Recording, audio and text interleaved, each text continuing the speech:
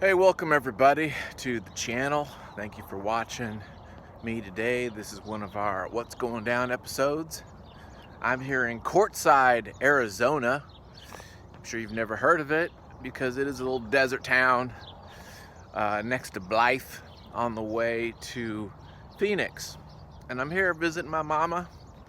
And I actually recorded a video in the car, but it was a little jostly. I need some of those inertial dampeners from Star Trek. So because of that, I'm redoing it. It's about 6:20 in the morning. A little early, but it's actually perfect here because it's not hot yet. And so I figured I would jibber jabber a bit. We're not gonna review a comic book. I'm not gonna tell you about what accessories to get on your Super 73. So if you wanted those things, maybe next episode. This episode, we're just gonna chat about life and the meaning of the universe and all that jazz. Look at that beautiful cactus.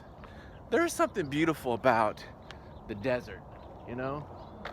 The lonely desert. You know, something that Mobius, he lived out here in New Mexico for a while, and that's where he got his love affair with the West and things like that. You know, being a Frenchman, it must have been so foreign, and that's why American Westerns are huge in Europe.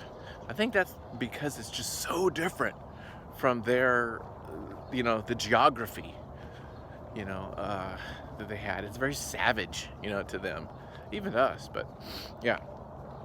So yeah, we'll chit chat about stuff. So just thanks for joining me. Maybe I'll flip the camera over here so you can see as I walk. You don't need to look at my ugly mug, because while I brushed my beautiful pandemic hair, might not be the best. I don't have hair and makeup here with me today. Okay, here we are. We're going down Washington Street. And this little town basically is just a series of mostly mobile homes. I guess, according to my mother, this is like a, not a tourist spot, but like a snowbird location where people will come here in the winter months and kick it when it's nice, and then go back up to their real homes up in like Michigan or someplace. So in the really bad winter months, they come down here and kick it, and it's gonna be 102 degrees today. So what's going on with me? Well, you guys know I've been reading my Zavvi comics, Zavvi mystery boxes, and I have to admit, I'm enjoying it. I'm enjoying the superheroes. I'm enjoying the DC comics, and these little reprints are actually pretty good. They got some good selections there. I got some cool Superman stuff. I read that Wonder Woman by George Perez, which was really good. So I'm kind of enjoying going back into the kind of classics and superhero stuff. I've been reading a lot of manga lately, and then when I'm not doing manga, I'm doing like heavy metals and European stuff. So it's good to do some superheroes every now and then. So I'm enjoying that. If I won't do another one of those, that's it though. I mean, I think if they had a Marvel one, I would do. I'm also not reading that much, so sometimes it's a challenge to just find the topic or the book to discuss, because I've done. It takes time for me to like find a book to talk about, because I'm trying to make. I talk about this often. Are you producing or are you consuming? And so I'm trying to consume as much as possible, and I'm trying to produce and not consume. And so because of that, that's the situation. Look at the beautiful cactus. Again, I really like these. Working on the two graphic novels, Shangri-La and Boaz Long Road Home. Boaz is becoming really fun, but I'll say this, it's Dune meets Lone Wolf and Cub, right? That's my big high-level pitch. And the trick to that kind of stuff is this. There's a couple things. One is, inevitably, someone's got that idea too that are going to get to market before me, because they've got a publisher, they've got a freaking TV deal, they're a name or whatever. So it is disheartening when you're an indie guy, doesn't have a backer, doesn't have anything other than a couple Kickstarters under their belt, and he's trying to launch this idea when I see on Showtime there's a show that's just like it. You know, I get that all the time. Right when I did Pariah, Missouri, there was supernatural westerns, there was Six Gun, there was other books and stuff, and it was just like, dang it. I'm doing this other story I did a couple years ago about human trafficking across the California-Mexican border, and of course there's shows on that, there's a book on that. So it's like, it's hard because then you get this labeled as, oh, oh, this is like X, and I'm like, no man, I came up with this independently before you heard about it. It's just, I know a lot of people deal with that. It's just part of the game. There is something in the cosmos, in the ether, and people come up with the same ideas, you know, and so it's all about execution, of course, but it's also about who comes to market first. And as a creator, I'm trying to just create something good and not think about that, not worry about that, but you have to. It's just part of the business. It is what it is. But I'm enjoying that. Now, I was feeling really big baller about Boaz because I had created out, I drew out all of the pages, all 28 pages of the story, all in thumbnails. I did these big 18 by 24 loose drawings of them. I scanned them in, and I'm like, oh man, I'm almost done. The problem is, now that I'm inking and finishing, there is a lot of work in finishing these. A lot. And there's questions, there's problems that were not solved in the rough gestural like drawings I did. So I got to go back, and there's panels and pages and compositions that are just really, really rough. And I have to resolve those problems and renderings, and it's taking some serious freaking time. Look at this. Hey, pup. It's taking some serious time, and I ain't happy about that. So while I thought I was big baller and I was going to be able to finish this 28-page comic in like a couple weeks, no man, it's gonna take a number of weeks to just draw this out properly, and then to color it is a couple weeks. So I'm a little bummed because honestly, the rendering part is not what I enjoy. You know, I went back to Shangri-La. If you look, by the way, if you go to my Patreon, you can see all the stuff I'm talking about. I went to Shangri-La Estates, back to that book, and those first 24 pages, which I did probably about 2 years ago, are so rough now. And I'm looking back and I'm like, oh man, I have improved. My skill level has improved, and there's just some things in there that I must redo and I must redraw. Reminds me of something I read from Jeff Lemire, who comic book artist, and he said that he had to redraw Essex County a number of times, especially the first pages, because he just like improved while he was working on it, and he just had to redo it. So there might be some of that, which is a little disheartening, but I think it's part of the process, right? Is your improvement. So that's comics.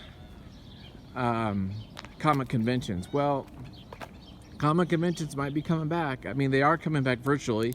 I've not been involved in any of them virtual. San Diego's going to be in Thanksgiving, which is to probably save the population issue or the crowding issue, and hotels and everything. It'll be a little bit easier for everybody to enjoy it. I'm taking a big hard pass on it. I love Comic-Con. I have a childlike enjoyment and love for the media, for the experience of it, for spending the money. All that stuff is fun, but it's also a big ass hassle. And I'm getting to where I've been to so many cons, I'm kind of like over it a bit, for the lack of a better word. I'm just a little over it, and especially exhibiting. it's cool to be a big baller and exhibit, and you're like, oh man, I got my cool badge and I get to go in early. But honestly, it's just so much work, and there's so much like pressure and anxiety selling your book. I just don't like it. I like taking people's money. I like meeting people. I like pitching it, but it's just a lot of work, man, and it's exhausting. And at nighttime, I want to go do fun stuff, but it's tiring. And yeah, and I try to go to these parties and events, and I just feel like a fish out of water there, man. It's just tough. I got a dead end here. So there's that. I'm loving my Super 73.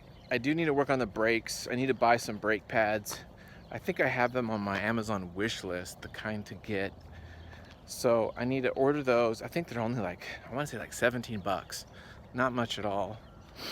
And it's really just the fronts I think I need. But I need to order those and figure out how to replace them. I've heard online that it's super simple. So I will do that this month. I'll make a commitment to, in May, in front of you, I'm gonna do this.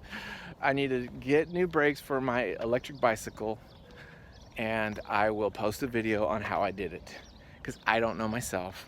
I'm gonna stumble through the video, and hopefully that will be helpful to some of you guys who are into the Super 73, which I love. I sold my freaking BMW. I sold my car because of it. And I don't regret that, although I do miss sometimes not having my own car. I got to share with my family, and it does suck sometimes. But because I'm working from home, got this crappy day job that I'm trying to deal with emotionally, that I got my little bike that I can just tootle around town, which is fine.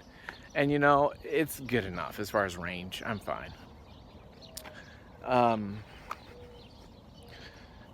What else? I was gonna say something about that whole thing. So right now, here's the thing, which you guys know because you've been watching my channel, my personal channel, is I am really into audio. I'm really into music, and look how pretty those are. I'm really into music right now, and I'm into audio equipment. And it's an addiction. Let me tell you about an addiction and obsession. I go through these cycles where I'm really into like foreign films. I'm really into comic books. I'm really into board games. I'm really into video games. And I go through these phases where I'm just like really into it, and then I'll kind of like die off for a little bit, and I'll get back into something, and it kind of goes into cycles. The comics thing has been pretty steady state. Now that I'm like making my own stuff, I'm just working on my comics. That's a steady state. That's not really changing much. The films kind of go up and down. The films have been really down because the music has just been a huge obsession. Well, with music comes equipment. You gotta have the best, bro. You can't just like, well, you're just gonna like listen to something on your crappy Bose headphones, Beats, with your Beats headphones. No, dude, you got to bring it up a level. You got to go audiophile, baby. So I'm selling a bunch of old comics that I don't want, a bunch of stuff, and I'm selling this stuff, making a few shekels, and I'm using that plus my own funds to upgrade equipment. I'm getting a new amp, speaker amp. I'm getting like a new Phono Stage preamp, new needles for my turntable. I got 6 headphones. It just gets to where it's just out of freaking control. So I've made a pact with myself. No more equipment. I bought my last thing. I bought a little switcher, and I bought a thing, and that's it. Now, if I see at a thrift store, if I see a receiver or a turntable or something that I want to try to like repair or maybe flip or something like that, maybe I'll do that, but that's it. I'm not gonna buy any more gear. I have what I have. I live in an apartment with 2 neighbors on each side. I cannot get that loud in the first place. I get emails, I get texts from them saying, hey man, turn it down, type of deal. So I already get notices that it's too loud. Well, I got wife who doesn't like it loud. I got kids that take naps during the day or go to bed at 7. So it's not like I'm rocking it out. It's not like I have some home here in freaking Quartzsite, Arizona, and I could just freaking bust a move. So, you know, there's that. So I'm just gonna try to like check myself. Maybe that's what this video is like accountability. Oh goodness. As far as music goes, I feel like I am good on jazz. I can think I've kind of educated myself pretty well on the big band stuff, like Benny Goodman, you know, to Frank Sinatra, the Kroner stuff, Rat Pack, moving into the cool jazz, the Davis, the Thelonious Monk, the Coltrane, into hard bop with the Art Blakey. You know, I've kind of like educated myself with jazz, and now I'm kind of going into funk and going into stuff like not just Parliament, but mandrill and Afro funk stuff like Fela Kuti. And so I'm going to be going into the funk world. I'm excited about that. Roy Ayers is another one I've learned about recently, so I'm trying to learn a little bit about the funk, because we want the funk, we got to have the funk. So that's where my musical journeys are going right now. Funk LPs, vinyl, hard to get, hard to find, because you'll find country, at least where I'm at. You'll find country records all day long at thrift stores and cheap places, but you will not find funk. You will not find hip hop and rap. You will not find, you'll find some rock, but like 80s rock. So the good stuff, you got to go to a store, man. That's just the way that is. But that costs bones, so I gotta chill out on that business. Okay, what else needs to be talked about? I think this might be it. I'll come back more later, do my little trip. I'm leaving tomorrow. If we have some more topics we need to discuss, we've talked about comics. I'm not watching any TV that I can think of. Yeah, I'm listening to music, man, and comic books, my bicycle. Yeah, that's it, dude. I'm not even using that Oculus Quest. It's just too damn scary. I know it sounds so childish, but it's like, that damn thing, if I put that thing on, I get freaked out, because I bought these horror games, and it's just like, freaks my butt out.